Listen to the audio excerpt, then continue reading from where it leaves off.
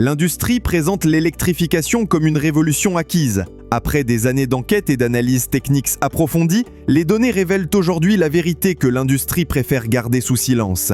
Car derrière les chiffres officiels se cache une réalité bien différente que les observateurs nomment désormais l'Electric Gate. Un scandale qui dépasse largement le Dieselgate par son ampleur et ses conséquences. L'électrique, présenté comme l'avenir incontournable de l'automobile, expose ses failles structurelles. Des laboratoires aux routes, des usines aux concessions, les données s'accumulent et convergent vers une conclusion implacable. Nous assistons à l'effondrement programmé d'une transition énergétique bâtie sur des promesses impossibles à tenir. Décortiquons la réalité technique cachée derrière les motorisations électriques. Les constructeurs vantent leurs moteurs synchrones à aimant permanent en promettant des rendements exceptionnels. Mais que cache réellement cette omerta industrielle ? Ces moteurs dépendent entièrement des terres rares contrôlées par la Chine, créant une dépendance géopolitique dramatique. Comment l'Europe a-t-elle pu accepter une telle dépendance stratégique ? Quant aux moteurs asynchrones alternatives, présentés comme plus éthiques, leur rendement inférieur impose des batteries plus lourdes et plus coûteuses.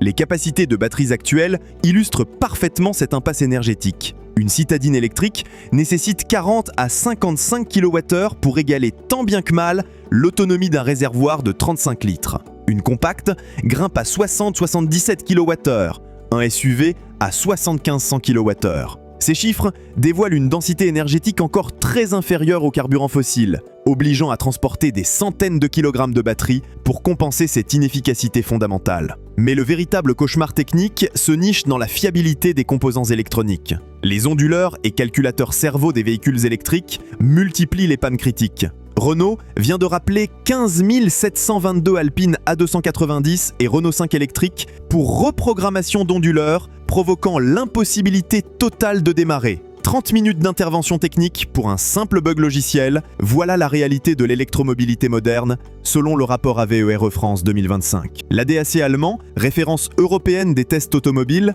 place systématiquement les pannes de batterie 12 volts en tête des dépannages sur véhicules électriques. Paradoxal pour des voitures censées maîtriser l'électricité. Cette batterie auxiliaire, oubliée dans les présentations marketing, conditionne pourtant le fonctionnement de tous les systèmes. Sa défaillance transforme instantanément un véhicule high-tech de 60 000 € en sculpture moderne par une vulgaire panne de batterie 12 volts. Les chargeurs embarqués OBC ajoutent leur lot de complications. Peugeot et Citroën ont multiplié les campagnes entre 2019 et 2022 sur leurs électriques 208 et électriques 2008, ces boîtiers sophistiqués refusant soudainement de communiquer avec les bornes. Résultat, des propriétaires bloqués avec des véhicules inchargeables, découvrant que l'électrique peut être plus capricieux que le plus fantasque des carburateurs.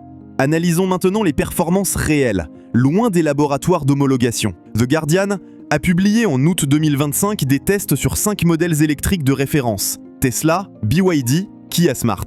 Résultat, implacable. Les autonomies réelles accusent des écarts de moins 5% à moins 23% par rapport aux valeurs constructeurs. Même dans des conditions optimales, les promesses ne sont pas tenues, révélant une tromperie institutionnalisée. Le froid expose la fragilité de cette technologie. Les tests de l'association automobile américaine AAA confirment des pertes d'autonomie atteignant moins 41% l'hiver. Le club automobile norvégien, NAF, dans un pays pourtant champion de l'électrique, documente entre 2021 et 2024 des effondrements similaires. Oslo, avec 84% de véhicules neufs électriques, maintient paradoxalement 95 jours de dépassement des seuils de pollution, contre 35 recommandés par l'Union européenne. L'autoroute et le remorquage achèvent de démontrer les limites physiques de l'électrique. L'ADAC et Car and Driver documentent des surconsommations dramatiques dès que les véhicules sortent du cycle d'homologation urbain. Les longs trajets s'allongent de 30 à 90 minutes par les recharges obligatoires,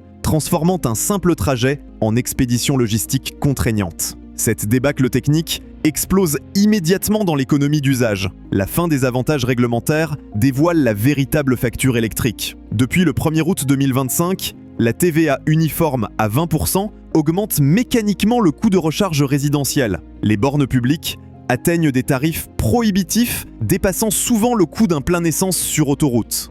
Les chiffres de vente s'effondrent, trahissant le rejet massif des consommateurs. L'étude Deloitte 2025 révèle que seulement 9% des Français envisagent l'achat d'un véhicule électrique. Le premier semestre 2025 confirme cette tendance, avec moins 6,4% d'immatriculation électrique en France, pendant que l'Europe affiche plus 34%. Cette exception française traduit un réveil salutaire face à la propagande bruxelloise. L'effondrement de Tesla en Europe cristallise cette prise de conscience. Selon les données JATO Dynamics, janvier 2025 marque un recul de 45% des ventes globales européennes pour la marque californienne. L'Allemagne accuse moins 59%, la France moins 63%, l'Espagne moins 75%. La part de marché Tesla s'effondre à 0,7%, contraignant la marque à abandonner ses modèles S et X du marché européen. Ces chiffres révèlent l'échec d'un modèle économique entièrement dépendant des subventions. Les constructeurs traditionnels adaptent déjà leur stratégie. Porsche rééquilibre sa gamme vers les motorisations thermiques après l'engouement initial pour la Taycan. BMW refuse catégoriquement l'abandon des moteurs thermiques. Son PDG Oliver Zipse critiquant ouvertement l'échéance 2035 comme irréaliste et fragilisante pour l'industrie européenne. Stellantis illustre cette révision stratégique en annulant purement et simplement son projet Ram 1500 Révolution pick-up électrique, reporté de 2024 à 2025 puis 2026, avant abandon total en septembre 2025. Même aux États-Unis, marché pourtant favorable aux innovations, le consommateur rejette massivement l'électrification des gros utilitaires.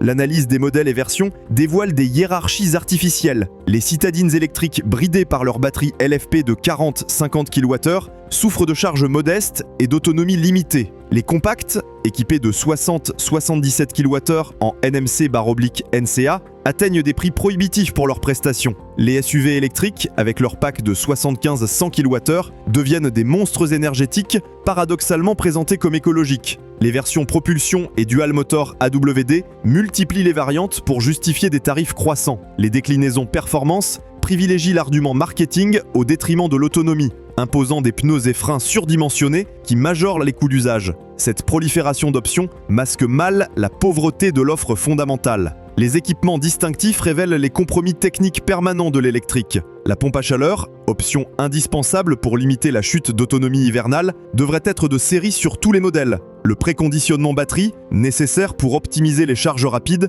complexifie inutilement l'usage quotidien. Ces raffinements techniques contrastent avec la simplicité des motorisations thermiques, efficaces par construction. Les systèmes ADAS avancés, argument commercial des électriques haut de gamme, multiplient les dysfonctionnements dangereux. Le phantom braking fait l'objet d'enquêtes urgentes par la NHTSA américaine, le KBA allemand et les autorités britanniques. Ces freinages fantômes intempestifs provoquent des arrêts brutaux sur autoroute, mettant en péril la sécurité des occupants et des autres usagers.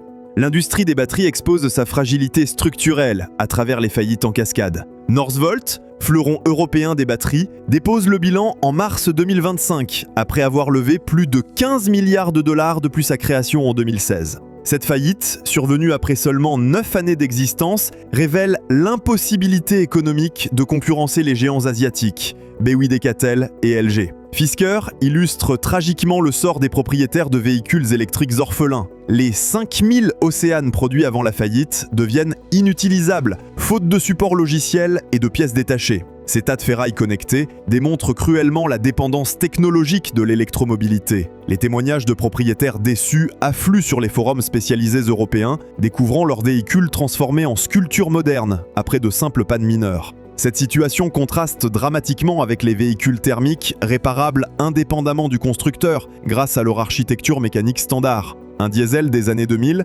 continue de fonctionner 20 ans après sa production, quand un électrique de 2024 risque l'obsolescence programmée dès la première mise à jour ratée. L'enjeu géopolitique de cette transition forcée révèle une catastrophe stratégique majeure. L'Europe, qui maîtrisait parfaitement les motorisations thermiques, se place volontairement en situation de dépendance totale envers l'Asie pour les batteries et les terres rares. Cette soumission technologique, orchestrée par Bruxelles au nom d'un écologisme dogmatique, détruit méthodiquement notre souveraineté industrielle. L'EcoScore, présenté comme un outil d'aide à la décision, révèle sa nature d'instrument de contrôle idéologique. Cette boussole écologique, inventée à Bruxelles, oriente artificiellement les choix des gestionnaires de flotte vers l'électrique, indépendamment des besoins réels et de la rationalité économique. Plus de 900 véhicules notés sous ce système biaisé déforment le marché au profit d'un agenda politique non assumé. L'entretien moteur simplifié, argument récurrent des vendeurs, occulte la complexité croissante des autres organes.